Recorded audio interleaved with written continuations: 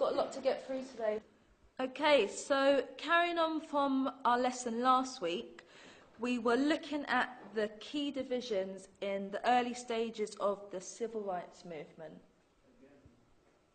and the general impact across the board. Sam, come on. Sit up straight. Right, stop slouching. This is the perfect opportunity for you to engage, so make the most of it. Well, we learn the same stuff every year for Black History Month. Every single October, we learn the same things, either apartheid, slavery, or the civil rights. How many of you guys have actually learned something new these last years? See? That's what I mean. Sam, this is our history. Come on, man. No, seriously. Do you guys know anything about Ralph Bunche, the first black person to win a Nobel Prize?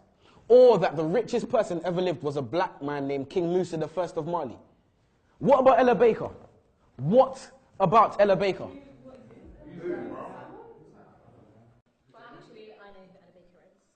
One of the most influential women of the civil rights movement. This is why I can't take Black History Month seriously, man.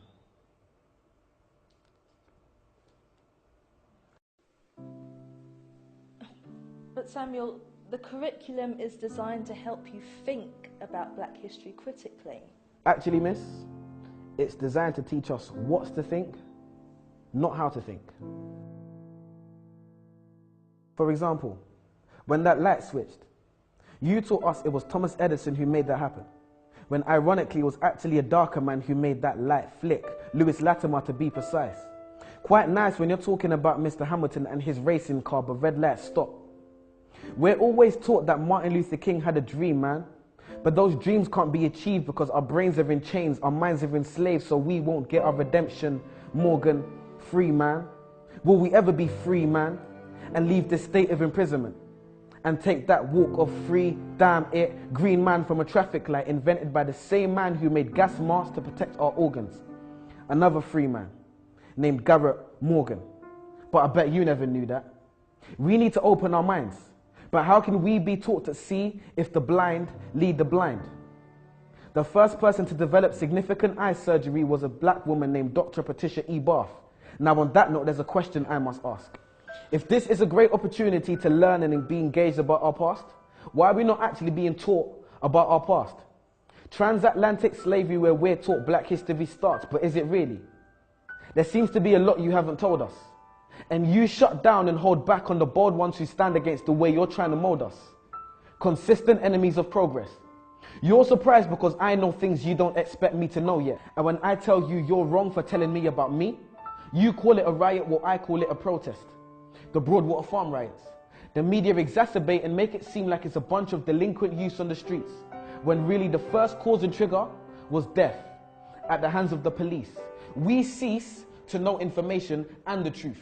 And that's simply because you withhold information from the youth. Maybe one day we'll be satisfied with how our knowledge of history equates. Well, I'm sure like me, you're waiting for the teacher to fill in that space. So do so then.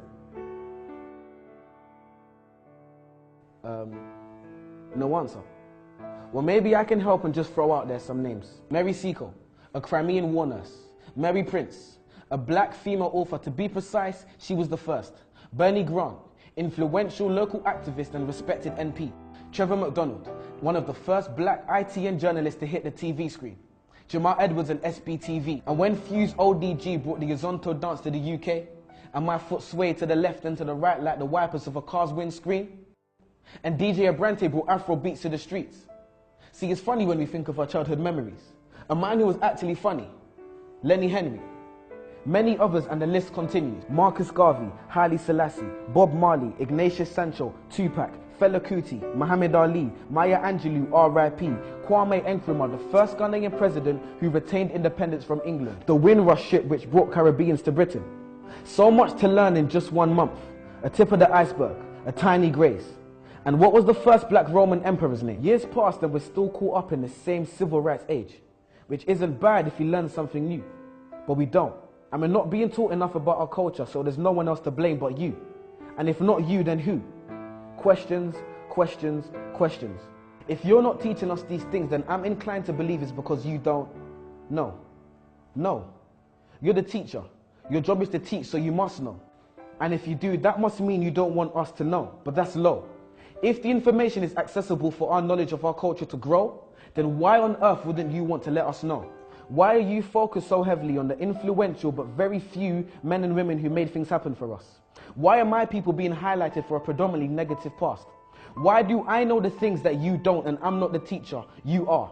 Why are you focused on our negative past but not on our bright future? Why are you not abreast with the great young things that people are doing in this world? Why are young people's trademarks and stereotypes gang culture and young pregnant girls? Why are the young people not being given the time of day? And his name was Septimus Severus, by the way. I'm sure as a student, the code of conduct has been breached. So I'll stop here and let you do your job. So teach.